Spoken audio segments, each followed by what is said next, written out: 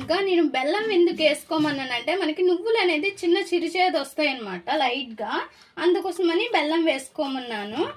ఇంకా ఇలా చేసుకున్నాం కదా, ఇంకొక బౌల్లోకి తీసేసుకోవాలి. కారం కూడా ఎక్కువగానే ఉండాలి, కారం మరీ లైట్గా అయితే అస్సలు కారపొడి అనేది బాగోదు. అయితే నాకన్నా మా అత్తమ్మ అయితే చాలా బాగా చేస్తారు కారపొడులు అనగా అండ్ సొరకాయ బజ్జీ అనగా చాలా చాలా బాగా చేస్తారు. అండ్ నాకైతే ఆవిడ చేసిన కారపొడి అయితే ఇంకా చాలా బాగా ఇష్టము. మా అబ్బాయి కూడా చాలా మంచిగా తింటాడు.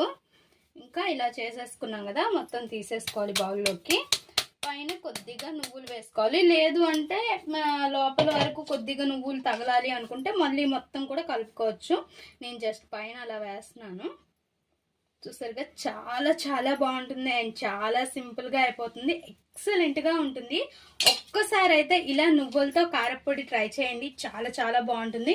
నెల్లూరు